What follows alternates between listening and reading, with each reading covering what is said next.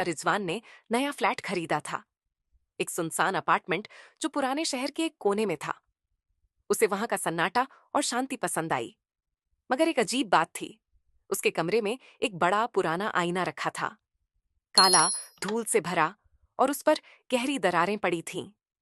जब उसने मकान मालिक से इसे हटाने की बात कही, तो उसने सिर्फ इतना कहा, इस आईने को मत हटाना, वरना अंजाम अच्छा नहीं होगा। रिजवान ने इसे सिर्फ एक वहम समझकर नजरअंदाज कर दिया। पहली रात। अजीब आहटें, रात का सन्नाटा हर तरफ छाया था। लेकिन जब रिजवान सोने की कोशिश कर रहा था, तभी उसे एक अजीब सी आवाज सुनाई दी, जैसे कोई सरसराहट हो, कोई फुसफुसा रहा हो, जैसे कोई आईने के अंदर से बाहर आने की कोशिश कर रहा हो। उसने इसे अपना वहम समझा और सोने की कोशिश की। मगर जैसे ही उसकी नजर आईने पर पड़ी, उसका खून जम गया। आईने में उसकी परछाई के साथ एक और परछाई थी, मगर कमरे में वो अकेला था। उसका दिल तेजी से धड़कने लगा, मगर उसने खुद को समझाया, बस दिमाग का धोखा होगा, और आंखें बंद करके सो गया। दूसरी रात। खून के धब्बे। सुबह जब वह उठा और आईने की तरफ देखा, तो उसके कोने पर लाल रंग का एक धब्बा था। उसने सोचा कि शायद यह किसी पुराने दाग की निशानी होगी, मगर जब उसने उंगली से छूकर देखा, तो वह खून ताजा था, गीला और चिपचिपा। उसका पूरा शरीर सिहर उठा। तभी अचानक दरवाजे पर जोर जोर से दस्तक होने लगी। रिजवान ने डरते हुए दरवाजा खोला, तो सामने एक बूढ़ी औरत खड़ी थी।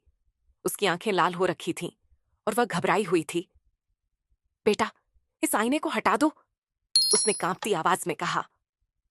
रिजवान चौंक गया। पर क्यों? बूढ़ी औरत ने कांपते हुए कहा, यह आईना शापित है। इसके अंदर एक खूनी साया कैद है। जो भी इसके सामने ज्यादा समय बिताता है, ये उसका चेहरा चुरा लेता है।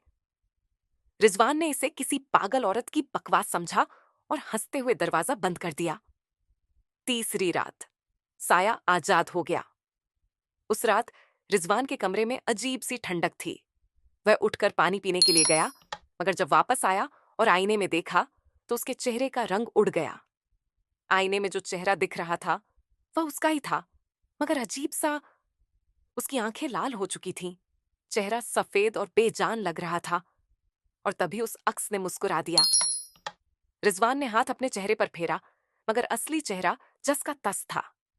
मगर आईने में जो चेहरा था, वह मुस्कुराता जा रहा था। और अचानक उसके होंठ भी हिलने लगे, जैसे वह कुछ बोल रहा हो। अचानक वह साया आईने से बाहर आने लगा। रिजवान चीख पड़ा, मगर उसके पैर जमीन में जैसे गड़ गए थे।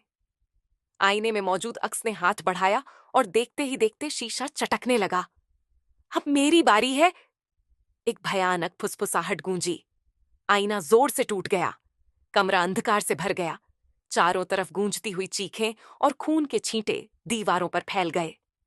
सुबह जब पड़ोसियों ने दरवाजा तोड़ा, तो कमरे में कोई नहीं था। बस दीवार पर परछाइयां नजर आ रही थीं, जो हिल रही थीं, जैसे कोई वहां अब भी खड़ा हो। आईने के अंदर का साया अब कैद नहीं था, वह अब आजाद हो चुका था। क्या तुम भी कभी देर तक अपने आईने को गौर से देखते हो? हो सकता है कोई और भी तुम्हें देख रहा हो।